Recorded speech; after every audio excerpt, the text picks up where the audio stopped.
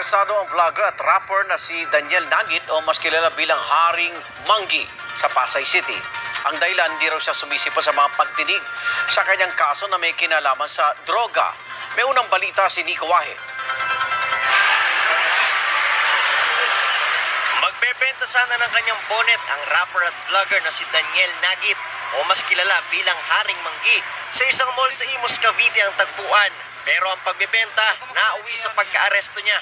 Si Haring Manggi may kasong may kinalaman sa droga. May bibili nung may pangalan niya na bonnet. So, meron kaming ipinain na individual para yun ang mag-attract sa kanya na mahuli namin siya at lumutang siya dun sa isang mall. Ayon sa Pasay Police, December 2021 pa raw nang ilabas ang warrant of arrest laban kay Haring Manggi sa kasong illegal possession of drugs. Nakulong raw ito pero nakapagpiyansa. Pero hindi raw nito pinuntahan ng kanyang mga hearing dahilan para hanapin siya muli ng mga pulis para arestuhin. Aminado naman si Haring Manggi na gumamit siya ng droga, partikular na marijuana. 2020 po nung wala pa po akong hindi pa po gaanong maano yung pangalan ko sa mga kalsada.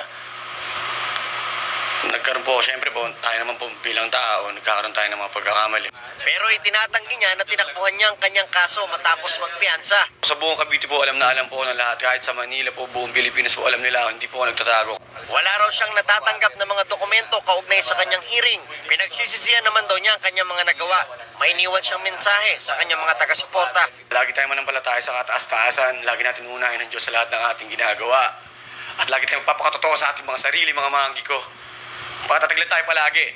Hawak ngayon ng Pasay City Police si Haring Manggi.